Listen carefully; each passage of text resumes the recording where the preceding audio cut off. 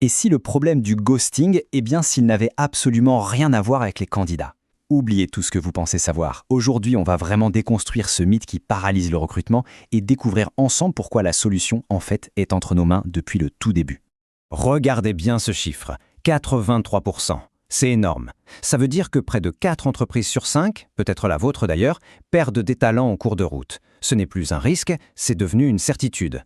C'est une véritable hémorragie de talent qui met un frein à tout le processus de recrutement. Voilà l'idée qui va absolument tout changer. Cette citation, ce n'est pas juste une opinion en l'air, c'est un diagnostic. On va donc explorer cette thèse. Le problème est systémique et la solution, elle, ne dépend que des entreprises. Il y a quelques années à peine, c'étaient les recruteurs qui avaient cette réputation de ne plus donner de nouvelles. Aujourd'hui, le rapport de force est complètement inversé.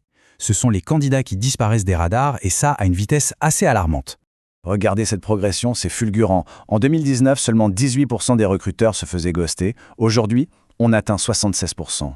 Il faut être clair, la pandémie et un marché de l'emploi devenu ultra compétitif ont totalement rebattu les cartes. Bon, passons au diagnostic. Pourquoi un candidat qui semblait motivé disparaît soudainement? Ce n'est pas un caprice, loin de là. C'est la conséquence directe de 3 grosses défaillances dans le processus de recrutement. La toute première cause, c'est la lenteur. Des semaines d'attente entre chaque étape, un enchaînement d'entretiens qui n'en finit plus, c'est vraiment le moyen le plus sûr de perdre les meilleurs talents. Et voilà ce qui se passe dans la tête du candidat. Un processus lent, c'est un peu le miroir d'une culture d'entreprise chaotique. La frustration s'installe, la motivation s'effondre, et pendant ce temps-là, les concurrents, eux, sont bien plus réactifs. La solution, en fait, elle repose sur 2 piliers. La vitesse et la transparence.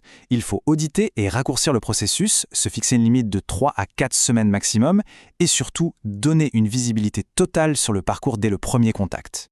On arrive maintenant à la raison la plus puissante du ghosting, l'expérience vécue. Quand le discours sur les valeurs de l'entreprise ne colle pas du tout avec la réalité du processus, la rupture est quasiment inévitable. Un recruteur qui improvise, des questions complètement hors sujet, un accueil un peu distant, chaque petit détail est un signal qui peut tuer l'intérêt. C'est la déception de réaliser que la belle promesse de la marque employeur n'était peut-être qu'une façade. Pour corriger ça, chaque point de contact doit être impeccable. Il faut préparer ses entretiens, soigner l'accueil, être authentique. L'objectif, c'est de faire de chaque interaction un reflet fidèle et positif de votre culture. Troisième problème critique, le silence. Laisser un candidat dans le flou, c'est le moyen le plus rapide de le pousser vers des entreprises où la communication est beaucoup plus claire.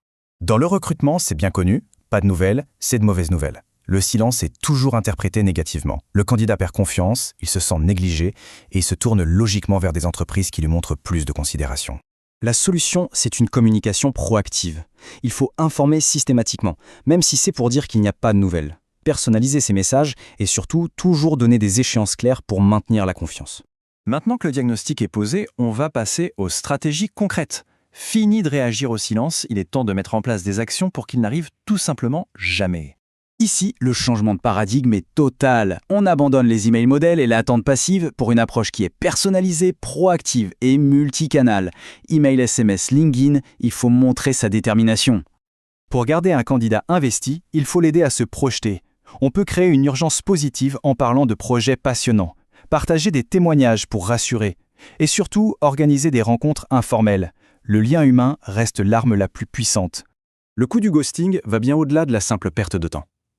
C'est un impact caché, mais qui peut être dévastateur, sur les finances, la productivité et même la culture d'entreprise. Les conséquences sont vraiment multiples. Il faut relancer le sourcing, ce qui coûte cher, les projets prennent du retard, ce qui affecte la productivité, et le pire dans tout ça, chaque mauvaise expérience partagée en ligne nuit durablement à la réputation. On arrive au changement de mentalité le plus important. Il faut cesser de voir le recrutement comme une simple transaction. La véritable clé du succès, c'est de construire des relations sur le long terme. Construire un écosystème de talents, voilà la vision. Ça signifie entretenir un vivier de candidats, partager du contenu, créer une communauté. L'objectif, c'est que les candidats se sentent déjà intégrés à l'entreprise, bien avant même d'être recrutés. L'idée à retenir, elle est là. Lutter contre le ghosting, ce n'est pas juste mettre un pansement. C'est une démarche fondamentale qui renforce l'attractivité de l'entreprise et la positionne comme un employeur de premier choix. Et on termine avec cette question qui est vraiment au cœur de la stratégie. Le processus de recrutement est-il une transaction ou une relation ? La réponse déterminera le succès de tous les recrutements de demain.